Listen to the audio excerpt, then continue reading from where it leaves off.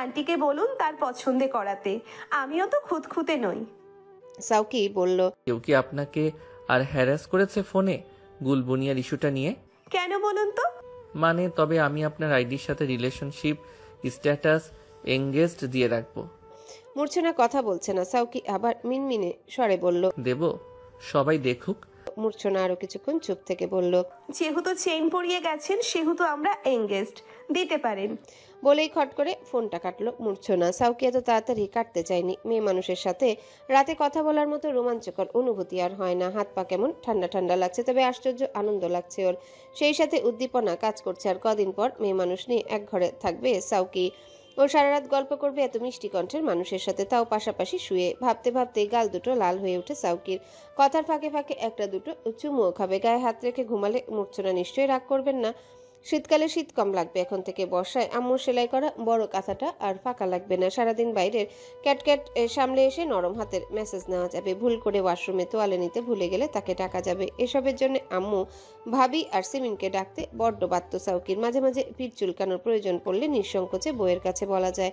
আর সপ্তাহান্তের ঘর পরিষ্কার করার জন্য একজন কলিগ অন্তত পাওয়া যাবে। সাউকি তাকে উঁচু করে ধরবে, সে ঝাড়ু নিয়ে দেয়ালের ঝুল পরিষ্কার করবে।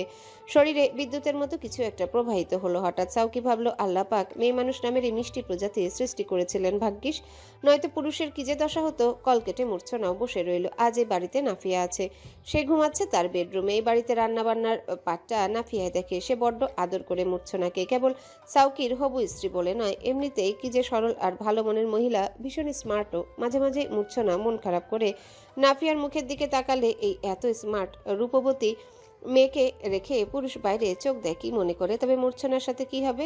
সাউকি তো ওই শাহেদেরই ভাই। আবার বাজলো ফোনটা। মূর্ছনা এবারে কলটা ধরতে চাইল না। এটা ওর বাড়ি থেকে। বাড়ির প্রতি বিতৃষ্ণা দিনকে দিন বাড়ছে। কত লোভী সবাই, কি ছোট তাদের চিন্তা ভাবনা। মূর্ছনার শ্বশুর বাড়ির লোকজন কখনো এসব জানলে মূর্ছনা কতটা ছোট হয়ে থাকবে ভাবলেই ওর শ্বাস বন্ধ হয়ে আসে।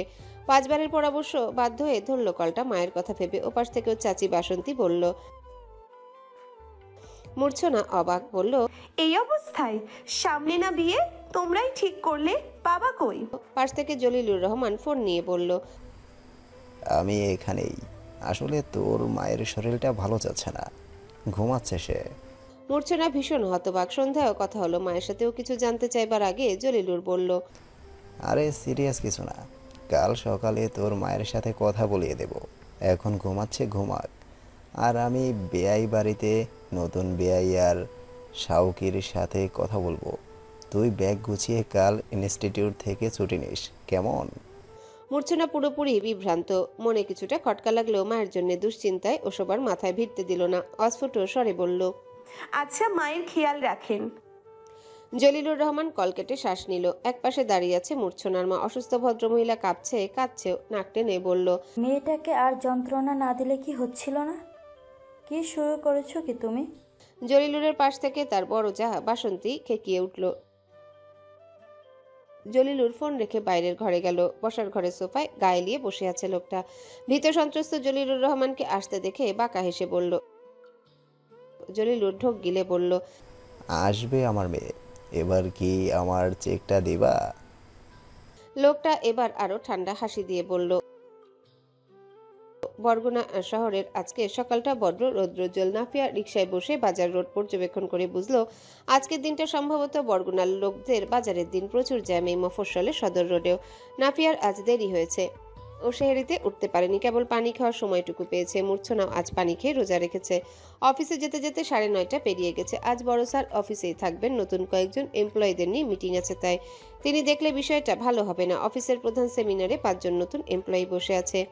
বিদেশি সহায়তায় এনজিও বড় হচ্ছে, আরও বেশি এমপ্লয়ের প্রয়োজন হয়েছে, তাই এদের গত সপ্তাহে বাছাই করা হয়েছে। নতুনরা নাফিয়া ম্যামকে দেখে সালাম দিতে নাফিয়া সালামের জবাব দিয়ে ভেতরে ডেস্কে গিয়ে অঞ্জলি, শিরিন আর মারুফকে দেখে লজ্জিত হয়ে হেসে বলল, সরি স্যার, একটু লেট হয়ে গেছে। আপনারা মিটিং শুরু করেননি কেন? বড় স্যার কোথায়? মারুফ ঠান্ডা গলায় জবাব দিল, আপনার জন্য অপেক্ষা করছিলেন বড় স্যার, আপনি না এলে হয়। ইস, কি যে অবস্থা, দুঃখিত, আসলে শরীরটা। না না, দুঃখিত বলবেন কেন? আপনার জন্য সব মাপ। বরাবরের মতন লোকটা টিটকারিতে বিরক্ত হলো নাফিয়া। ও জবাবে কিছু না বলে চুপচাপ ভেতরে ছুটলো বড় স্যারের কেবিনে। কতদিন যে রিসিপ্টটা জোগাড় করেছিল ওটা লকারে তুলে রাখবে, তাই দরজায় ওর অস্তিত্ব টের পেতে সানভীর চশমা ঠিক করে অমায়িক একটা হাসি দিয়ে বলল, গুড মর্নিং। নাফিয়া ব্যগ্র গলায় বলল, স্যার আমাকে আজ মিটিংয়ের পরে ছেড়ে দিতে হবে, আমি একটু অসুস্থ। তারপরও না খেয়ে রোজা, প্লিজ একটু কনসিডার করবেন। সানভীর জবাব না দিয়ে অল্প হেসে তার সম্মতি জানালো। নাফিয়া যতখানি তারা নিয়ে এসেছিল ততখানি তারা নিয়ে ভেতরের রুমে চলে গেল 3টা ফাইল নিয়ে। তবে দরজায় কদম থামলো ওর। 3টা মানুষের ফিসফিসানি শুনে। গতকাল সন্ধ্যা অবধি একসাথে ছিল। এর জন্যই পটুয়াখালীতে নতুন ব্রাঞ্চ খুলে 2টো ব্রাঞ্চের হেড করে দেবো ওকে। সকালে স্যার জুয়েল ভাইয়ের সাথে এমনটাই বললেন না? অঞ্জলি, শিরিন আর মারুফের কথার পরে মুখটা বিকৃত করে বলল, যে মেয়ে মানুষের রূপ থাকে তাকে কেউ কোথাও আটকাতে পারে না। সবখানে কেবল অ্যাডভান্টেজ আর অ্যাডভান্টেজ। মারুফ দাঁড়িয়েছিল, চেয়ারে বসতে বসতে বলল, ওসব আপনারা পারবেন না অঞ্জলি দিদি, আর অমন সাফল্য অর্জন করার দরকার নেই। চাকরি পাওয়ার 1.5 মাসের মাথায় এত সফলতা, মানুষ সব বোঝে, কেউ ঘাসে মুখ দিয়ে চলে না। নাফিয়া চুপচাপ দরজায় দাঁড়িয়ে এই 3টা লোককে দেখছে। ও রীতিমতো বাকহারা হয়ে গিয়েছে। এত নিচু মানসিকতার লোকে পৃথিবীতে ওর আশেপাশে এক্সিস্ট করে এই কথা নাফিয়ার অজানা নয়। তবুও হঠাৎ হঠাৎ এই ধরনের আচরণের মুখোমুখি হতে গেলে ধাক্কা লাগে। ও নিজেকেও সামলে নিল। শ্বাস টেনে বুক ঠান্ডা হওয়া জড়ো করলো শুরুতে। এরপর তাদের 3জনকে উদ্দেশ্য করে শীতল স্বরে বলল, আপনারা নারীর সফলতাকে সবসময় শরীরের সর্বস্ত বিষয় ছাড়া ভাবতে পারেন, তাই না? চমকে উঠল 3জন, রীতিমতো আটকে উঠল। ওরা ভেবেছিল নাফিয়া বড় স্যারের রুম থেকে সোজা মিটিং রুমে যাবে। এমন অপ্রত্যাশিত দুর্ঘটনার কথা মাথায় আসেনি। নাফিয়ার চেহারার রং পাল্টে গেল নিমিষেই। ও চেঁচিয়ে উঠল, হাউ ডেয়ার ইউ! রীতিমতো অসভ্যর মতো কথা বললেন 3জন। কেন? আমার কি গায়ে সাদা রং ছাড়া আর কোনো গুণ নেই? আমার ব্রেন নেই? স্যারের নতুন এমপ্লয়ি হয়ে তার প্রতিটা প্রজেক্ট পেছনে কুত্তার মতো দৌড়াচ্ছি, এসব স্যার চোখে দেখেন না? সত্যি চেহারার বাইরে আমার আর কিছুই নেই স্যারের থেকে অ্যাপ্রিসিয়েশন পাবার? চেঁচামেচি শুরু হয়েছে। নাফিয়া নির্দিষ্ট মাত্রায় রেখেছে তার মেজাজ। এই অসভ্যতা সে মেনে নেবে না, একেবারেই না। চরিত্রের দিকে আঙ্গুল তোলা হয়েছে তার। ও জুয়েলকে ডাকতে লাগলো চেঁচিয়ে, জুয়েল ভাই, জুয়েল ভাই। মারুফ ততক্ষণে মিনি বিড়ালের মতো মিনমিন করতে লাগলো, নাফিয়া আপনার কোথায় বুঝতে ভুল হয়েছে, আমরা আসলে। নাফিয়া পাত্তা দিল না। অঞ্জলি আর শিরিন একপাশে মাথা নিচু করে দাঁড়িয়ে। এমন সময় সানভীর আর জুয়েল এলো সেখানে। হতভম্ব সানভীর নাফিয়ার কাছে জানতে চাইল, হয়েছেটা কি? নাফিয়ার কণ্ঠ শক্ত শক্ত, ওর মুখ। Sir, they are trying to defend me. তাদেরকে তাদের বলা বক্তব্য সত্যতা দেখতে বলুন, অন্যথা আমি রিজাইন করে দেব। কারণ আমার পরিশ্রমের সঠিক মূল্যায়ন যে অফিসে হবে না, ওখানে আমার টাকাটাই অপমানের। কি করছে তারা? সানভীর প্রশ্নটি করতে নাফিয়া থেমে গেল। ওর গলা চিরে কোনো কথা আর আসতে চাইল না। রক্ষণশীলতা ওর মাঝে আজও থেকে গিয়েছে। সবসময় মুখ ফুটতে চায় না। অস্বস্তি চোখে মুখে সানভীর বলল, আশ্চর্য, আপনি না বললে আমি বুঝবো কি করে? নাফিয়া এবারও স্যারের মুখের উপর কিছু বলতে পারল না। মারুফের দিকে তাকিয়ে ঠান্ডা চোখে বলল, মেয়ে মানুষকে কেবল শরীর সর্বস্ত জিনিস ভাবা বন্ধ করুন। একটা মেয়ে তার ঊর্ধ্বন্নত একটু প্রোগ্রেস দিলে এটা কেন সহজভাবে নিতে পারেন না? যদি আপনারা নিজেরা চিন্তাকে সহজ ধরে নেন, তবে নারী নিয়ে কাজ করতে এলেন কেন? মাথা ভর্তি পচা নোংরা চিন্তা নিয়ে এনজিওর চাকরি করতে এসেছেন, অথচ এনজিওর অফিসাররা উদার চিন্তার হয়। কোনো প্রমাণ আছে আপনাদের কাছে? আন্দাজে কেন কথা বলেন? নাফিয়া চলে গেল মুখের উপর কথাগুলো বলে। সানভীর পুরো বিষয়টা ধরতে পেরে হতভাগ চোখে তার ওই 3জন এমপ্লয়ের মুখের দিকে তাকিয়ে রইল। বেশ কিছুক্ষণের পর বলল, আপনারা ফায়ার্ড, প্লিজ লিভ নাও। একটু থেমে সানভীর আবারও বলল। ওরা 3জন আপাতত কোনো উত্তর খুঁজে না পেয়ে চুপ হয়ে গেল। সানভীর শান্ত ভঙ্গিতে চলে গেল সেখান থেকে। ভীষণ অপ্রস্তুত, রাগ উঠছে অসম্ভব, কিন্তু সে সংযত। এই অবস্থায় নাফিয়ার সামনে গিয়ে কি বলবে কিছু বুঝতে পারছে না। নাফিয়া অফিসের আঙিনায় ওদিকে মুখ করে দাঁড়িয়ে আছে। কি করছে কিছুই বোঝা যাচ্ছে না। হাত দিয়ে বাগানের নিচু প্রাচীর ধরে রেখেছে। সানভীর কিছুটা এগোতেই বুঝলো মেয়েটা কাঁদছে। তিত্তির করে শরীর কাঁপছে ওর। প্রাচীরের উপর একটা ভাঁজ করা টিস্যু পড়লো, তার উপর একটা ঘড়ি পরা হাত। ঘড়িটা খুবই দামি ব্র্যান্ডের। নাফিয়া ওটা দেখেই চমকে উঠল। চমকে উঠে ঘুরে স্যারকে দেখে লজ্জায় পড়ে গিয়ে চোখে আঁচল চেপে ধরে তোতলে বলে, স্যার, আমরা মিটিংয়ে আসলে আমি এক্ষুনি আমি বাড়ি যাই আজ। সানভীর কিছুক্ষণ তাকিয়ে দেখলো, ওকে বলল, হয় প্রতিবাদ করে শক্ত থাকবেন, নয়তো প্রতিবাদ না করে মিনমিনিয়ে কাঁদবেন। দুইটা মিলিয়ে মিশিয়ে খিচুড়ি করলেন কেন? নাফিয়া কথা বলছে না। সানভীর বলল, কেউ কেউ আপনার পরিশ্রমকে অবমূল্যায়ন করেছে, আবার কেউ কেউ আপনাকে ভীষণ প্রশংসা করেছে, যেমন আমি করি। আপনি যেখানেই যাবেন অধিকাংশের কাছে সমাদৃতই হবেন। জীবনে হ্যাটার্স থাকতে হয়, আমারও আছে। কিছু মানুষ অন্যকে জাজ করে নিজেদের পাপ বাড়ায়। প্লিজ, মিটিংয়ে দেরি হয়ে যাচ্ছে, চলুন প্লিজ। নাফিসা আক্তার। হাতের টিস্যুটা সানভীর চুপচাপ বাড়িয়ে ধরলো নাফিয়ার দিকে। নাফিয়া নাক টেনে নাকে টিস্যু চেপে বলল, ইটস অলওয়েজ ইভনা স্যার। সানভীর হেসে ফেললো। কাঁদতে কাঁদতে ফুলে ওঠা সাধারণ মুখটা দারুণ মায়া ভরা লাগছে। কোনো শিল্পী যদি ওই মুখটা এঁকে ফেলতো তবে সেটা দারুণ কোনো শিল্পী হতো। সবাই মুগ্ধতা নিয়ে দেখতো। আত্মপ্রত্যয়ী মেয়েদের চোখে পানি মানায় না, এটা একটা ভুল কনসেপ্ট। এই মহিলার চোখে মানিয়ে গিয়েছে, কারণ এই মহিলা পানি মুছতে বেশি সময় নেয় না। সানভীর আরও এক দফা মুগ্ধ হলো। আজ সকালবেলা উঠেই মূর্ছনা ব্যাগ গুছিয়ে নিল। ইনস্টিটিউট থেকে সে ছুটি পাবে তা জানে। গতদিন একটানা বড় ম্যামকে তোষামত করেছে, ছুটি পাবেই আজ গেলে, তাই আগেভাগেই বাসের টিকিট কেটে রেখেছে। অবশ্য বাসের টিকিট কেটে দিয়েছে অসীম। গতকাল সন্ধ্যায় মূর্ছনা কল করে জানিয়েছিল সাউকিকে ওর মায়ের অসুস্থতার কথা, সিলেটে যাওয়ার কথা। ও বাড়ির সবাই এক এক করে নাকি মূর্ছনার বাড়িতে কথা বলেছে প্রত্যেকে। বিষয়টা মূর্ছনার দারুণ লেগেছে। সত্যি বলতে শুধু সাউকি নয়, ও বাড়ির সবাইকে মূর্ছনার পছন্দ হয়েছে। যদি বিয়েটা হয় তবে মূর্ছনা আসলেই খুশি হবে। এমন নির্ঝঞ্ঝাট শ্বশুর বাড়ি তো সব মেয়ের স্বপ্ন। কোনো উচ্চাকাঙ্ক্ষা নেই, দাবি দেওয়া নেই, একদম সহজ সরল। আজও বাড়িতে একটা বিশেষ দিন। আজ সিমিনের বিয়ে পড়িয়ে রাখা হবে। তারিখ দুদিন আগে থেকেই ফাইনাল করা। সম্পূর্ণ পারিবারিক গোপনীয়তায় হবে কাবিন। বয়স হয়নি সিমিনের, লোক জানাজানি হলে তার প্রফেসর বরের বিপদ। 4 মাস পরে যখন সিমিন জাতীয় পরিচয়পত্র পাবে তখন ধুমধাম করে উঠিয়ে দেওয়া হবে ওকে শ্বশুর বাড়িতে। এই অবস্থায় মূর্ছনা খুব ইতস্তত করছিল।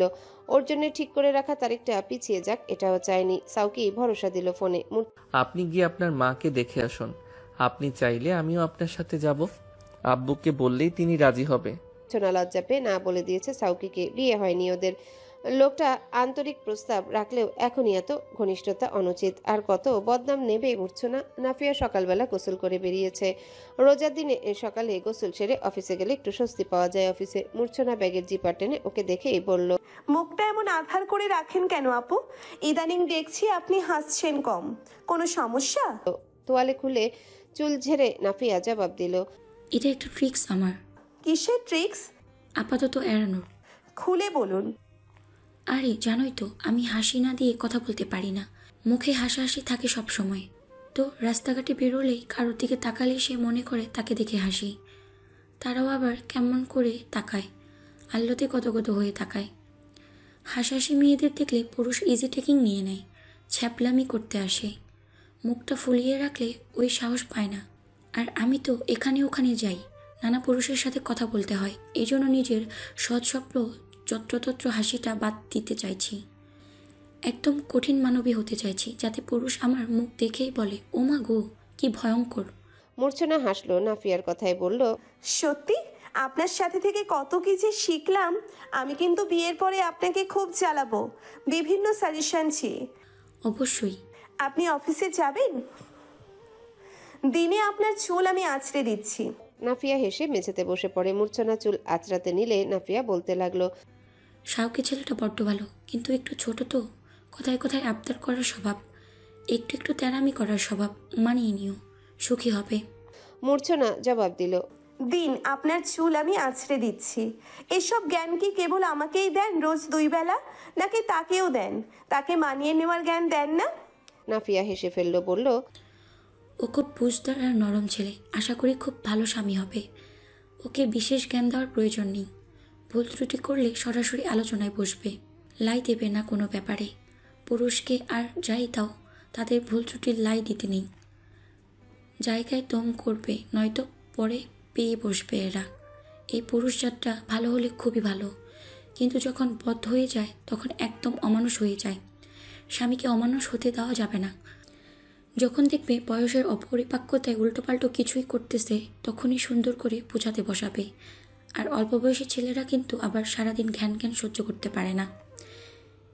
এদের ধরলে একদিন ধরবে বোঝাতে, এবং মোটেই থেতলি দেওয়া যাবে না। ধেতলি দেওয়া কি আপু? সস্তা হওয়া। মূর্ছনার ফোনটা লাগাতার বেজে চলেছে। মূর্ছনা শুরুতে ভেবেছিল সুপ্তির ফোন, তাই বিশেষ গা করেনি, কিন্তু তৃতীয়বারের মতো কলটা বাজতে উঠে গিয়ে কলটা রিসিভ করে কিছুক্ষণ চুপ করে রইল। এরপর ক্রমশ মুখটা থেকে রক্ত সরল, গলা কাঁপিয়ে বলল, এখন কোথায় উনি? উনি সদরে? ডাক্তার কি দেখলেন? মূর্ছনাকে অস্থির হতে দেখে নাফিয়া এগিয়ে গিয়ে ধরল ওকে। কি হয়েছে? কোনো দুঃসংবাদ?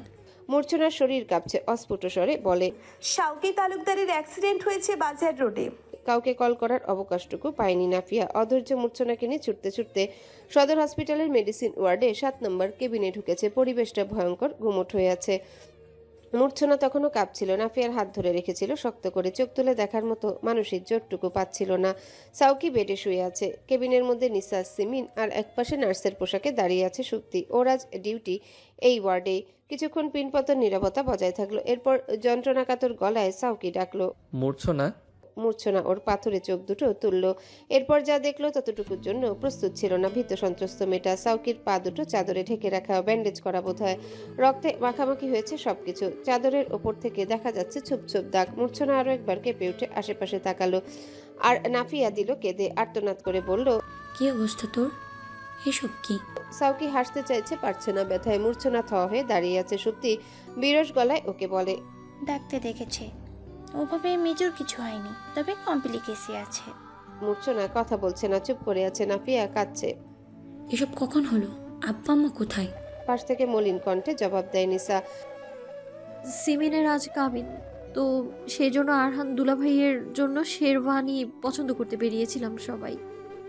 গতকাল রাত আনুমানিক 10টায় শাওকি ভাইয়া দোকান থেকে তাড়াহুড়ো করে বাইক চালিয়ে এসেছিল, ট্রাকের সাথে লেগে গেছে। মূর্ছনার হাত পা ঠান্ডা হয়ে জমে গেছে। ও ধীরে ধীরে বেডের কাছটাতে এগোয়। সাউকি ফ্যাকাশে মুখে ওকে আরো কিছুক্ষণ দেখে কাঁদো কাঁদো হয়ে বলল, মূর্ছনা, আপনি কি দুঃখ বোধ করছেন? মূর্ছনা অস্থির হয়ে বলল, এইটা কেমন কথা? করব না? আপনার কি খুব কষ্ট হচ্ছে? কিভাবে বাইক চালান? হ্যাঁ, টিকটকার ছাপড়িদের মতো?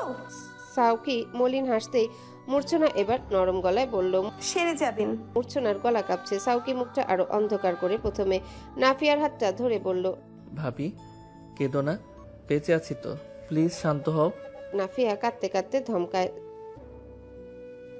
সাউকি মূর্ছনার মুখের দিকে তাকালো আবার। মূর্ছনা ততক্ষণে ছোটাছুটি শুরু করে দিয়েছে, কাগজ খুঁজছে। সুপ্তিকে বলে, এই কেবিনে কেন? এটাতে তো রোগী নেওয়া বারণ। আর বাকিরা কোথায়?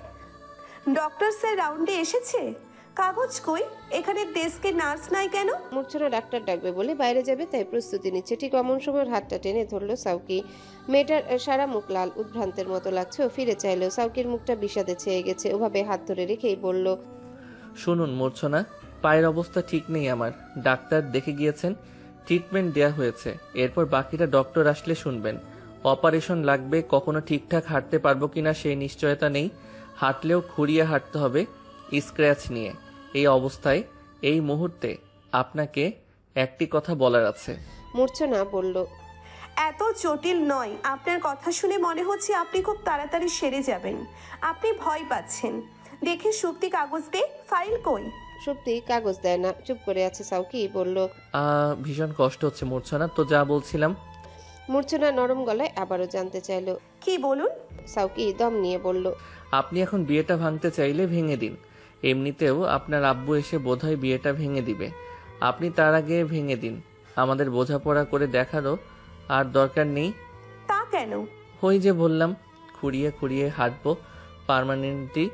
বোঝাপড়া করে আর কি হবে খোড়ার সাথে? মূর্ছনা তাকিয়ে আছে। পুরো কেবিন জুড়ে পিনপতন, নীরবতা, সবাই নির্বাক হয়ে আছে। সাউকি বলে যায়, আপনি অবশ্যই সম্মান পাবেন আমার থেকে আপনার যে কোনো সিদ্ধান্তে। মূর্ছনা ফ্যাল করে তাকিয়ে থাকলো কিছুক্ষণ। এরপর শান্ত গলায় বলল, বিয়ে কেন ভাঙবো? আমার বিয়ে তো আপনার ঠ্যাঙের সাথে ঠিক হয়নি। একটা সুন্দর ভদ্র পরিবারের একটা ভদ্র ছেলের সাথে ঠিক হয়েছিল। বিপদ আপদ কি আজ আমার সাথে হতে পারতো না? হাত ঠ্যাং আমার ভাঙতে পারতো না? যদিও বিয়ে হয়নি আমাদের, তবুও একটা কমিটমেন্টে ছিলাম আমরা শাওকি। যে আমরা সংসার করব। আমরা দুজন প্রস্তুত হচ্ছিলাম। এটা খুবই ভারী একটা কথা। সংসারটা আমি আপনার মানসিকতার সাথেই করতাম দিন শেষে। সমস্যা যদি হয়েও থাকে, একটু না হয় খুঁড়িয়ে হাঁটলেন, তাতে কি? তাতে বলছি আপনি মানুষটা শাউকি থাকবেন না যার সাথে আমার বিয়ে ঠিক হয়েছে? সাউকি চেয়ে আছে। মূর্ছনা বুক ভরে শ্বাস নিয়ে বলে, আমার আব্বু আম্মু এসব নিয়ে জটিলতা শুরু করলে আমি বুঝে নেব।